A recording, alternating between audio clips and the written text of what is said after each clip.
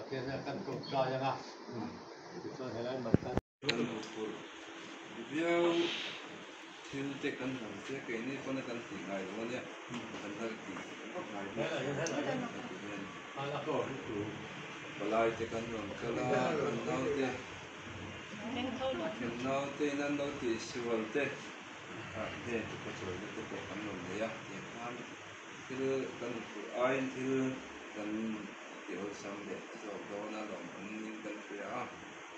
mana thì mấy tiếng in chuông của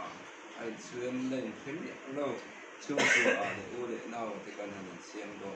ta thì với này hiện mình sinh in rem này in cần in rem đó na và thiên này nó in rem nó tụi chuyên in tụi sĩ thì cái thiên hoạt là ngay đó nên thì sẽ có tí là trả in cái gì chú vàng in nó cần in rem nó chú mình sinh cần in đủ thật cái này anh in mà cái đó nên thì Việt Nam tham mình được mua cần thì mình làm cho nên thì từ vàng in với những cái đồ mấy cái những cái đồ của ra để làm mà hàng sản phẩm vàng cần nào thì nên đủ thứ sao mà nên thì nên thì thấy là vàng thì cái nào tùy vào khan thì được phải takin bikin dulu batik dulu yang sampai kan waktu itu vâng được cho sầu vâng đúng không? Vâng, cái này cứ gầm bọc gì là ban